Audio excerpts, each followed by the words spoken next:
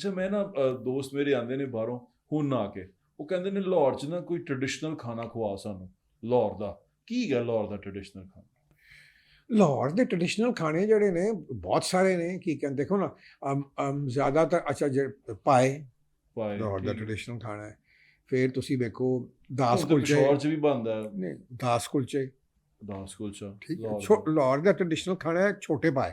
ਛੋਟੇ ਪਾਏ ਫਰੰਟੀਅਰ ਦਾ ਹੈਗਾ ਵੱਡੇ ਪਾਏ, ਠੀਕ ਹੈ। ਠੀਕ ਹੈ।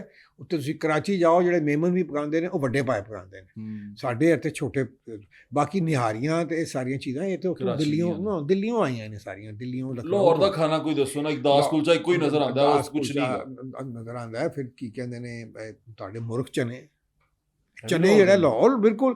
ਇੱਥੇ ਕੀ ਸ਼ਹਿਰ ਲੋਕ ਕੀ ਖਾਂਦੇ ਨੇ ਸਵੇਰੇ? ਨਾਨ ਚਨੇ ਨਾਨ ਜਾਂ ਅੰਡੇ ਪਾ ਲਾ ਜਾਂ ਕੁਲਚੇ। ਮਟਨ। ਸਾਡੇ ਇੱਥੇ ਸਹੀਦ ਹੈਗਾ ਆਪਣਾ ਚਨੇ ਵਾਲਾ ਸ਼ਾਇਦ ਮਿੱਠੇ ਬਾਜ਼ਾਰ, ਉਹਦੇ ਮੱਛਲੀਆਂ ਵੱਡੀ ਵੱਡੀ ਜਿਹੜੀ ਮਛਲੀ ਦੀ ਬੋਟੀ, ਕੋਫਤੇ ਵੀ ਬਣਦਾ ਜੀ। ਕੋਫਤੇ ਵੀ ਪਾਉਂਦਾ ਹੈ, ਨਾਲ ਅੰਡੇ ਵੀ ਪਾਉਂਦਾ ਹੈ। ਕੋਸੀ ਵਾਲੇ ਤੇ ਖਾਦੇ ਨੇ ਹਾਂ, ਤੁਸੀਂ? ਕੋਸੀਆ ਵਾਲੇ ਤਾਂ ਨਹੀਂ, ਮੈਂ ਨਹੀਂ ਖਾਦੇ। ਇੱਥੇ ਹੀ ਮੈਂ ਜ਼ਿਆਦਾਤਰ ਕੀ ਕਹਿੰਦੇ ਨੇ ਇੱਥੇ ਹੀ ਖਾ ਲੈਂਦਾ। ਸਹੀ ਗਈ। ਸਹੀਦ ਦੇ।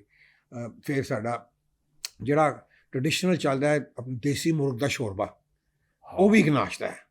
ਇਹ ਸਾਡੇ ਕੋਲ ਇੱਥੇ ਮੰਗਲ ਦੇ ਬੁੱਧ ਨੂੰ ਲੱਗਦਾ ਉਹ। ਹਾਂ, ਮੰਗਲ ਨਹੀਂ, ਵਾਲੇ ਬੁੱਧ ਦਿਨ। ਨੂੰ ਲੱਗਦਾ ਨਾ ਹੀ, ਵੈਸੇ ਵੀ ਲੋਕ ਰੋਜ਼ ਵੀ ਲਾਉਂਦੇ ਨੇ ਸਾਡੇ ਇੱਥੇ। ਬਿਲਕੁਲ ਇਹ ਜੋ ਤਾਜ ਮਹਿਲ ਸਵੀਟਸ ਨਹੀਂ ਜਿੱਥੇ ਹੈਗੀ, ਹਾਂ ਉਹਦੇ ਬਿਲਕੁਲ ਸਾਹਮਣੇ ਇੱਕ ਬਾਬਾ ਬਹਿੰਦਾ ਇੱਕ ਲੈ ਕੇ ਪਤੀਲਾ, ਤੇ ਉਹ ਅਸੀਲ ਕੁੱਕੜ ਹੀ ਮੇਰਾ ਮਤਲਬ ਹੈ ਉਹ ਜਿਹੜਾ ਉਹਦੇ ਬੜਾ ਅੱਛਾ ਕਾਲੀ ਮਿਰਚ ਦਾ ਕੀ ਕਹਿੰਦੇ ਨੇ।